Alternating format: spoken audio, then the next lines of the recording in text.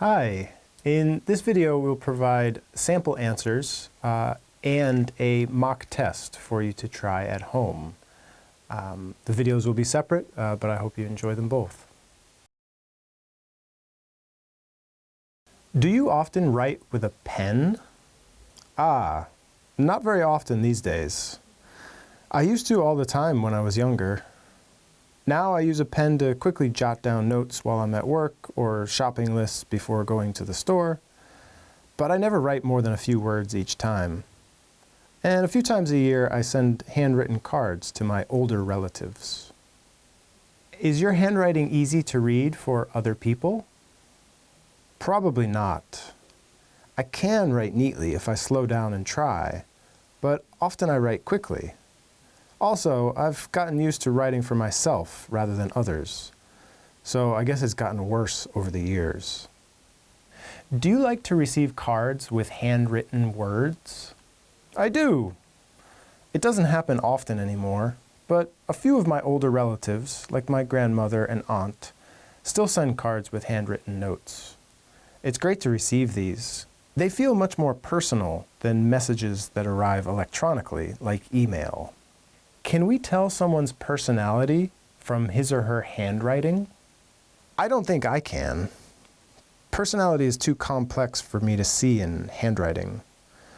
I do think I can guess someone's age, though. I might also be able to guess if they were a man or woman. Usually, but not always, women have neater handwriting. What's the difference between writing with a pen and typing on a computer? When writing on a computer, you can always go back and delete as much as you want. With a pen, it's much harder to edit.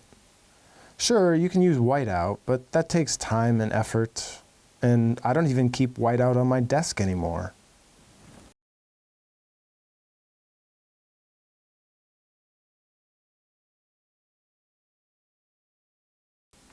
A few weeks ago, I had dinner in a local restaurant with a few friends. We see each other at least once a month, but it's always fun to catch up. The food was delicious, and for a while the conversation was excellent. Then, near the end of dinner, we started talking about one of our other friends who wasn't able to join us that night. For a couple of reasons, this was a conversation that didn't interest me. There were 5 of us in total, and we've been friends for years. The one friend who couldn't join us is having some family issues these days, so he often can't get out. Everyone in our friend group has strong opinions about what he's going through, and we've talked about it all before. There's a wide range of opinions too. Everyone seems to have a different solution to our friend's problems.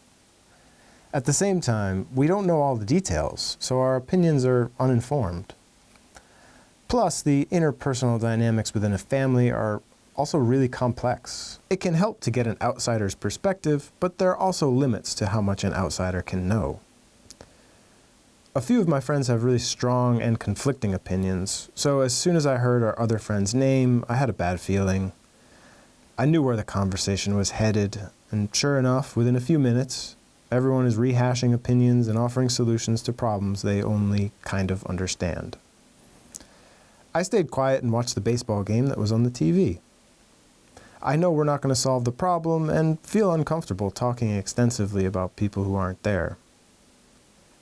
After 10 or 15 minutes, thankfully, everyone seemed to lose enthusiasm for the topic, so the conversation came to an end.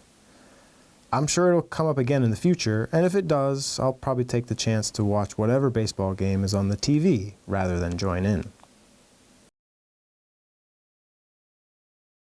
What topics do young people in your country talk about? I'd say that young people talk about their likes and dislikes when it comes to popular culture. Things like movies, TV shows, and video games would be popular topics. Lots of kids play and watch sports and look up to star athletes, so I think they talk about sports a lot as well. What's the difference between popular topics now and those in the past? Wow, that's an interesting question. I would guess that the details of conversation are always changing to match the times. But broadly speaking, topics are probably similar. People will always need to gossip about neighbors and friends and discuss trends in popular culture, along with the news and current events. It's just the details that change over time. How do you know if others are not interested in your conversation?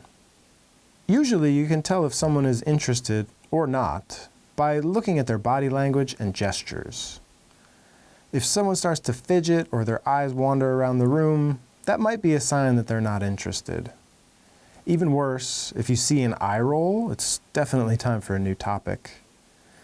It's really important to pay attention to all these signs so we can be sure we're a good conversation partner and friend. What's the influence of modern technology, such as the internet and emails, on our communications? Technology gives us many more tools for communication.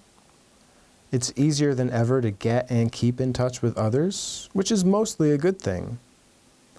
But at the same time, because of all the technology we have available, we likely spend less time communicating in person.